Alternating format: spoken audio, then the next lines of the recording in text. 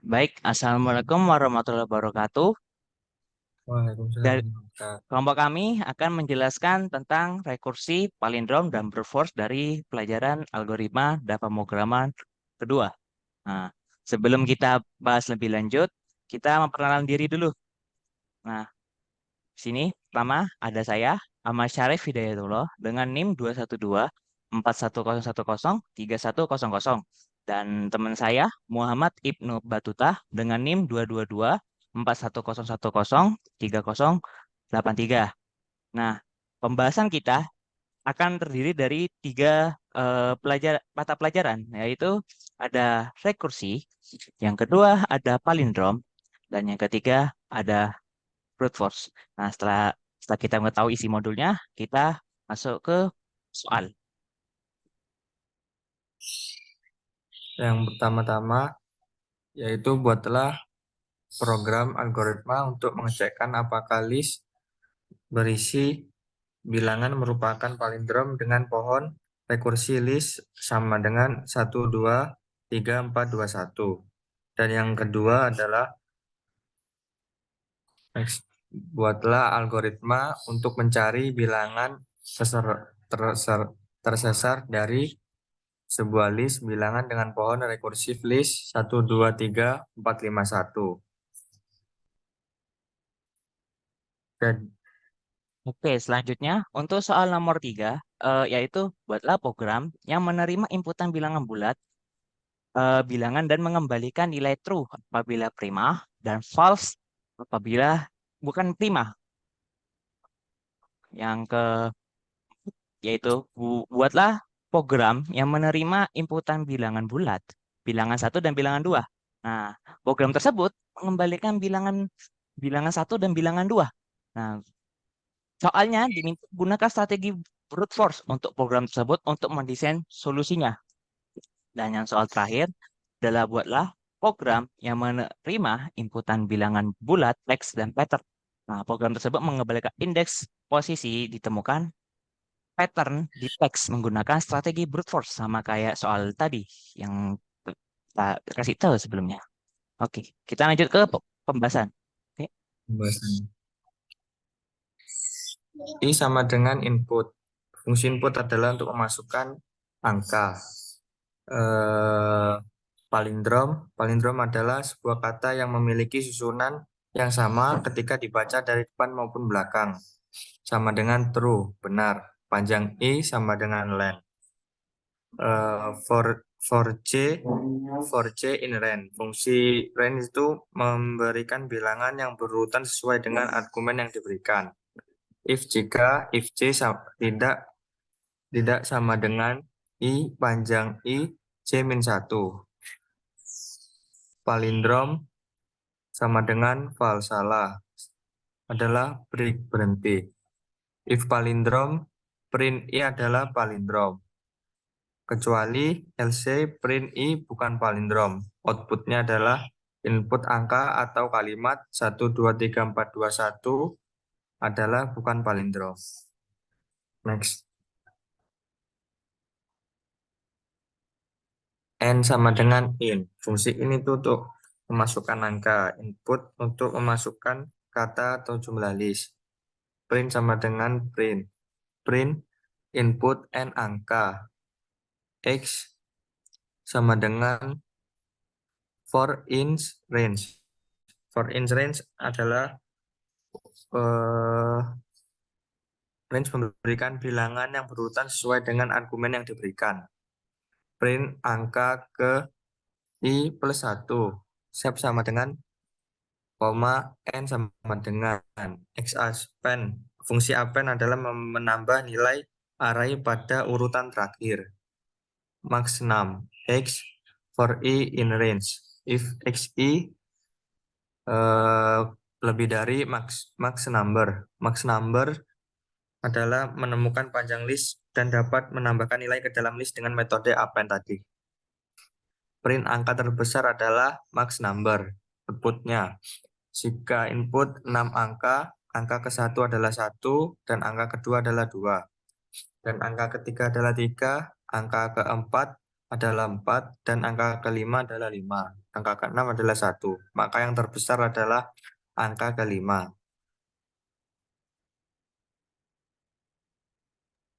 Oke, sekarang kita menuju ke soal 3. Nah, soal 3 di sini kita mencari sebuah bilangan prima.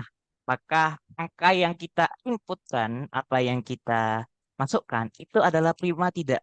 Nah, untuk awalan kita menggunakan import time. Nah, import time di sini, kenapa kita buat import time di sini? Nah, import time di sini gunanya untuk mengetahui seberapa cepat program yang dibuat dari 1 sampai 19 ini dapat menyelesaikan program ini dengan waktu detik. Nah, nanti soalnya import time di sini akan dipakai di sini di N, yaitu time press counter yang dimana dengan start. Nah, start di sini digunanya untuk memulai variabel yang dipanggil untuk ke fungsi ini dan akan memberhentikan waktunya setelah mencapai ujung dari sebuah perintah. Ini adalah perintahnya untuk variabelnya untuk dimasukkan ke dalam fungsinya dan ini adalah akhirnya yang dimana untuk memberhentikan waktunya untuk mengetahui waktu tersebut kapan berhentinya. Dan kita akan mengetahui program ini dengan cara time ini untuk mengetahui kapan kecepatan yang dibutuhkan untuk menjalankan programnya.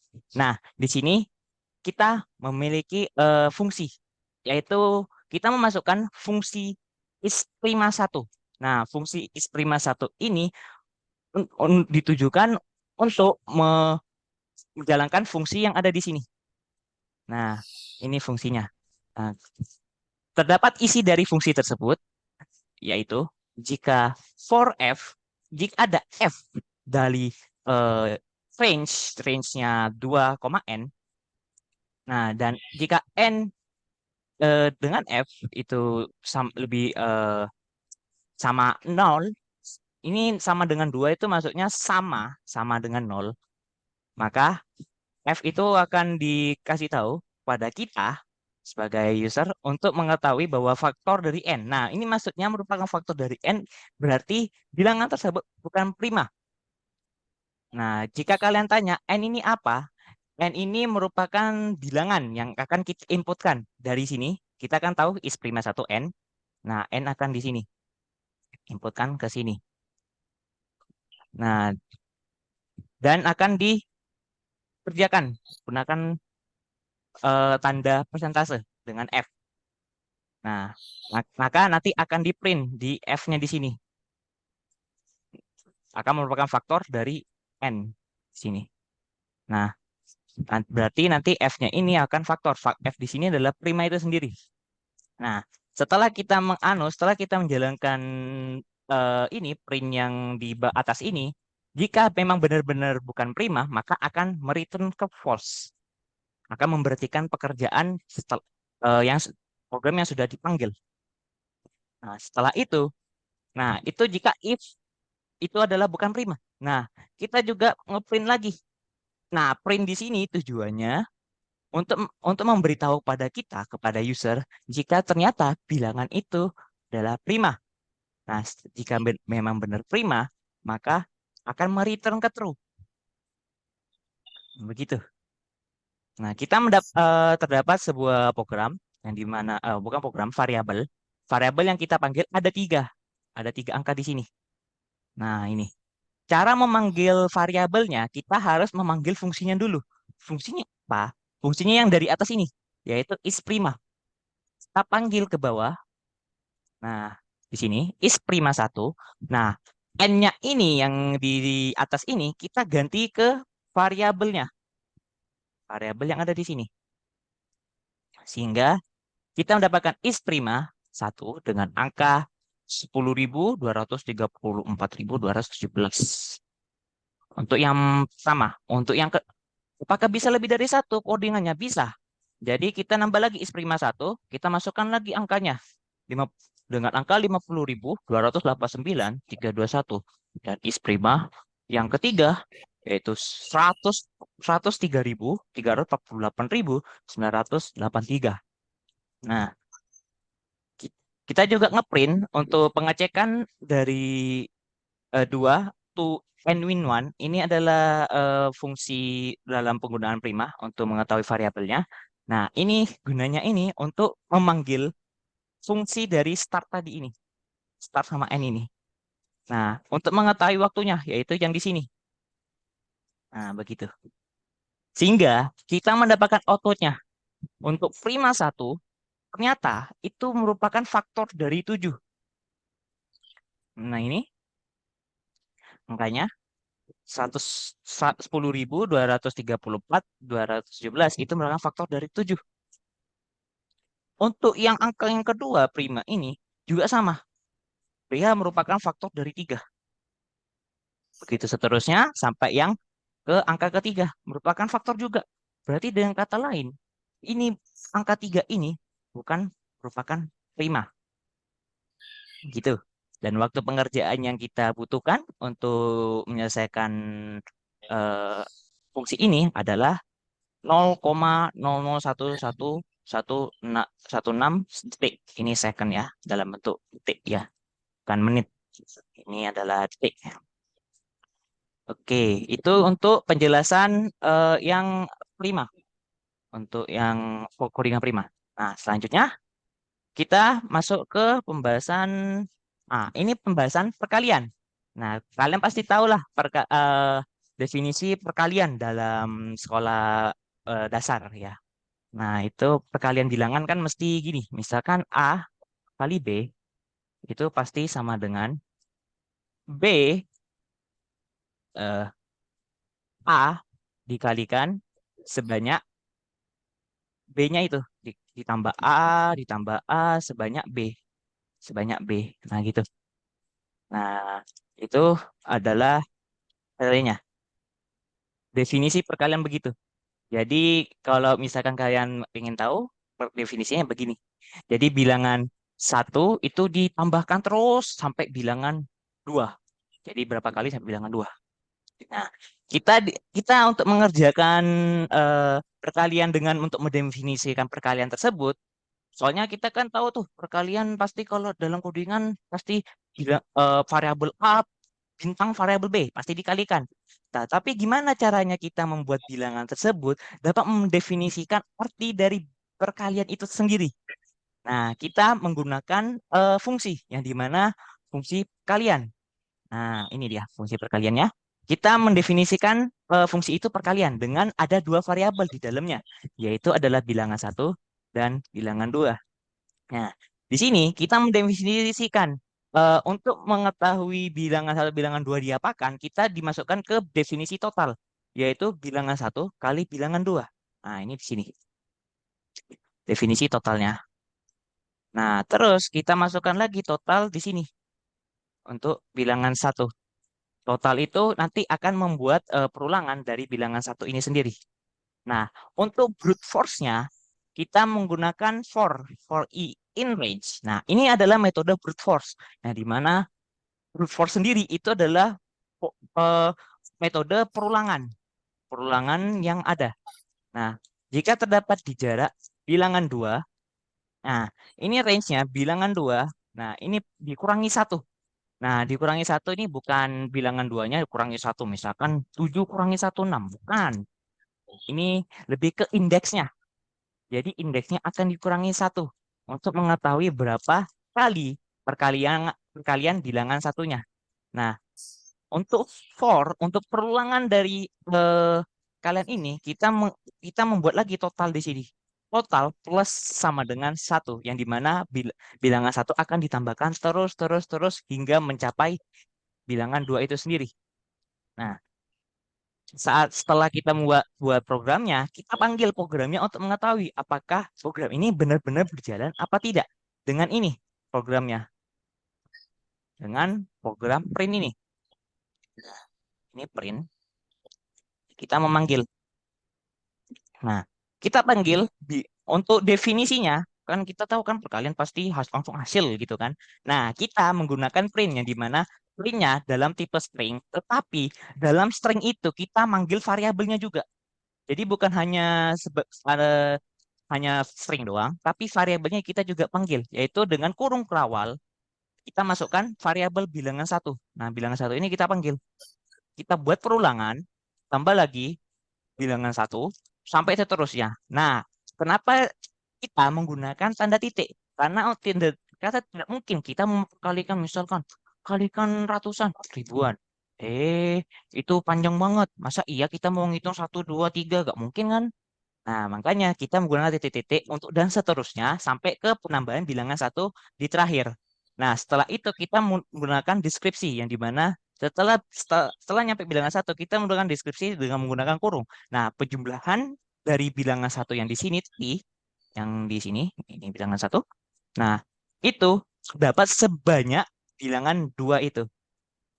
Nah, bilangan satu itu ada sebanyak dua bilangan dua. Kita mengetahui nanti dari definisinya yang tadi, yang di mana A tambah A sampai ke B.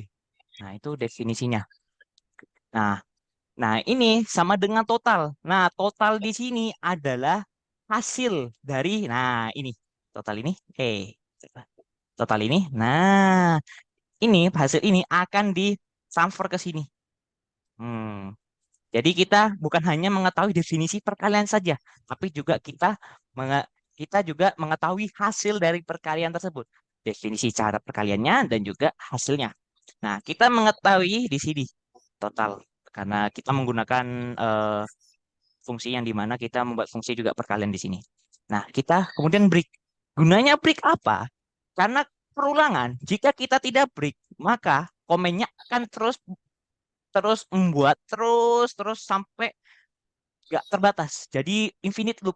Dengan kata lain, ini akan dikerjakan terus sampai gak ada batasnya, sampai kalian memberitikan codingan itu sendiri. Nah, gitu. Nah, di sini kita memiliki tiga angka yang akan kita panggil. Angkanya bukan angka kecil ya, angka besar ya. Karena kalau angka kecil pasti tahu lah. Nah, kita menggunakan ini dengan angka tiga ini. Besar ya. Nah, besar. Nah, cara manggilnya sama kayak tadi. Kita karena fungsi, maka kita manggil perkalian di sini. Nah, kita masukkan ke sini. Nah, untuk urutannya sesuai dengan urutan ya. Ini bilangan satu, ini bilangan dua. Sama di sini bilangan satu, bilangan dua. Berurut sesuai dengan fungsinya itu sendiri. Maka kita memanggil perkalian untuk bilangan satu dengan bilangan dua. Yaitu kita dapat 30.000, 34.000 sama 48.000. Yang kedua 298.000 sama 233.000. Yang ketiga itu 980.000 sama 123.000. Nah, hasil outputnya akan menjadi begini. Nah, ini hasil outputnya. Kita mendapatkan divisi perkalian juga, yang dimana 34.000 tambah 34.000 sampai seterusnya sampai 34.000, yang dimana penjumlahan 34.000 itu sebanyak 48.763 kali. Nah, kita juga mendapatkan hasilnya juga. Bukan hanya anu doang ya, kita juga dapat hasilnya. Sama kayak di sini. Nah, ini juga sama. Kita juga dapat hasilnya.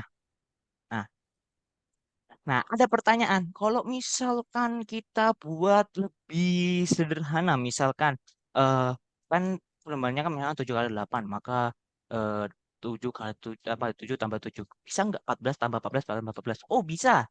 Bisa. Nah, bilangan satu yang kita print di sini, kita semuanya kalikan dua.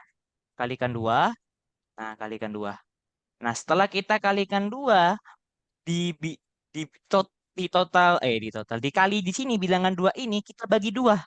Gunanya apa? Karena gunanya perkalian di bilangan satu dan pembagian di bilangan dua itu mengurangi cara penjumlahan yang ada di situ. Nah, begitu ya. Ini kayaknya ya benar. Nah, itu. Jadi bilangan satu kalikan dua kalau pengen mempersingkat caranya. Jadi begitu untuk yang nomor 4. Nah, sekarang kita lanjut ke nomor terakhir, yaitu nomor 5. Untuk nomor 5 sendiri kita ada juga di sini ada string pattern. Ya string pattern namanya. Maaf kalau salah ya namanya. Soalnya juga lupa namanya apa ini. Nah, ini merupakan pecocokan terhadap string yang ada, yang dimana kita akan mencocokkan, misalkan ada ayam.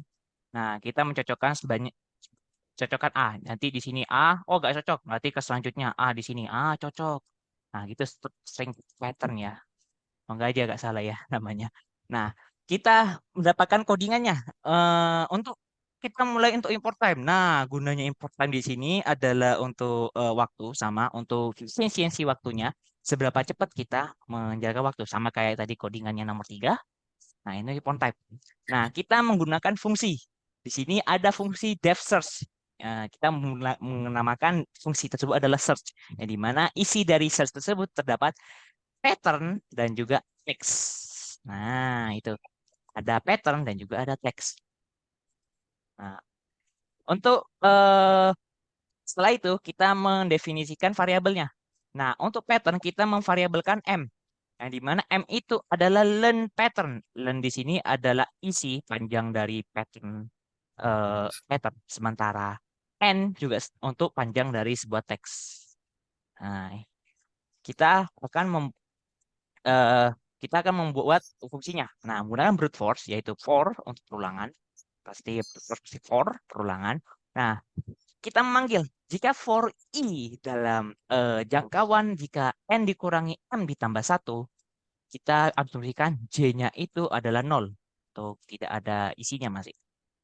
Nah, kita menggunakan eh, perumpamaan di sini. Setelah kita menggunakan perulangan, jika J itu lebih kecil daripada M, maksudnya dengan lebih kecil ini nggak sama ya dengan yang M ya, maka teksnya itu akan ditambahkan I tambah J dan akan disamadengankan pattern J. Nah, maksudnya di sini adalah ini I tambah J ini adalah indeksnya dan akan dicocokkan lagi sama ini pattern J.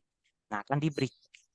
Setelah itu akan di break biar tidak akan melumpuhkan perlawanan beruntun sehingga akan menjadikan sebuah perlawanan yang panjang yang di mana gak akan ada habis-habisnya. Nah, di sini if di sini itu jika kita tidak menemukan maka kita akan membuat J plus sama dengan satu untuk menambahkan indeksnya itu. Jika misalkan oh tidak ketemu ini, maka kita masukkan. Ini pencocokan ya. Jadi kita setelah nggak temu, kita masuk lagi ke indeks selanjutnya ya, di mana plus sama dengan satu. Nah, itu. Itu maksudnya dari yang while yang pertama ini. Nah, ada juga di sini. If J. Jika J itu sama dengan M. M di sini kan pattern. Nah, pattern itu adalah isi teksnya. Kita mencocokkan. Kalau J itu sama dengan M, gimana? Maka kita akan mengeprint eh, print patternnya di sini. Nah, kita print pattern itu ditemukan pada teks di urutan I. Mana I di sini adalah di sini tadi. Nah, I di sini. Nah, kita menggunakan start time juga karena kita menggunakan import time agar waktunya di sini kita bisa mengetahui. Nah, ini waktunya kapan mulainya dan kapan berakhirnya. Nah, kita aplikasikan setiap detik juga. Nah, ini gunanya di sini print waktu di sini. Nah, terus apa start dan end. Nah, kita print waktunya juga di sini. Nah, ini print end ini. Nah, jadi kita mengetahui patternnya di teks itu ditemukan di urutan keberapa sesuai dengan indeksnya dan juga waktu yang dibutuhkan untuk mengerjakan program ini sebanyak berapa lama waktunya. Nah, begitu. Terus, nah setelah kita mengisi membuat fungsinya, isi fungsinya, ini soalnya kan ini fungsi namanya ya. Ini semuanya isi fungsi ini. Nah, kita memanggil fungsinya. Nah, fungsinya di sini kita tidak menggunakan kayak tadi yang dimana kita pakai kita langsung search. Enggak. Kita manggil dulu karena kita tidak karena dua ya. Kita tidak manggil itu langsung ya. Nah, jika namanya itu sama dengan main, nah nama maksudnya di sini jika nama dari eh, ini isinya ini adalah sama dengan fungsinya itu sendiri. Nah, kita membuat fungsi di bawah biar lebih gampang ya. Maka kita manggil. Nah, box di sini sama pattern di sini. Urutkan sesuai dengan urutan yang ada di sini ya. Jadi untuk dapat gimana, tesnya gimana. Nah, Apakah hanya string saja? Enggak, angka juga bisa. Ini kita membuat string. Ini angka sebenarnya ya, tapi dalam bentuk string karena mintanya dalam string. Angka juga bisa. Dan kalau float itu kayaknya nggak bisa ya. Bisanya string sama integer. Nah, setelah gitu kita menggunakan search. Kita manggil devnya search dari sesuai dengan isi patternnya di sini. Kita cuma isi teks sama pattern, bukan eh apa isi kayak ini diisi di sini sama isi di sini. Enggak. Bedanya apa dengan yang tadi? Sebenarnya dalam pengerjaan itu sama untuk pemanggilan fungsinya. Cuma karena kita manggilnya sangat panjang ya di sini ya, panjang banget ya. Biar dibuat jadi lebih rapi, kita menggunakan perintah ini agar untuk bisa membedakan. Nah, kita setelah menggunakan fungsi ini, kita buat search patternnya. Jadi pe- jadi kita cuma tulis lagi search apa fungsinya tanpa harus mengisi variabelnya di dalamnya karena kita sudah manggil di sini di tanda kurung yang ini dibuat ini. Nah, kita sudah panggil. Nah, setelah itu outputnya gimana? Nah, outputnya itu ada di sini. Nah, pattern 165. Nah, ini 165 yang kita cari di angka ini. Angka ini panjang ya. Nah, ditemukan di urutan ke-6 dengan waktu pengerjaan 0,007 di 056.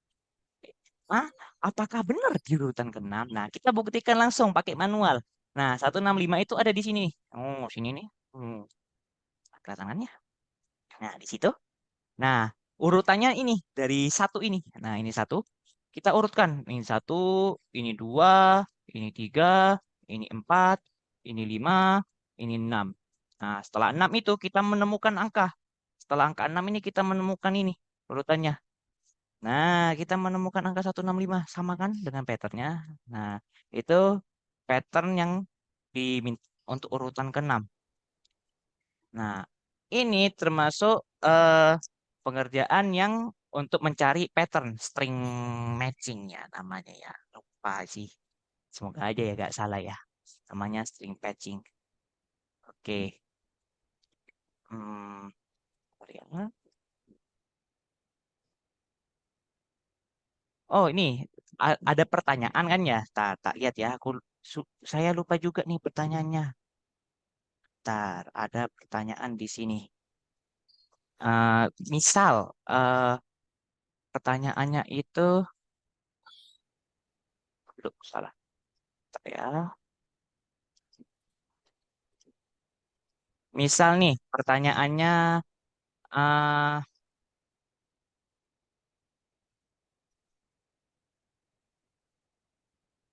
soalnya ada pertanyaan di sini. Nah, nah untuk algoritma Boyer-Moore gimana? Ini kan ada anu kan ada pertanyaan soalnya kan string pattern nih apa ya nama string matching kayaknya.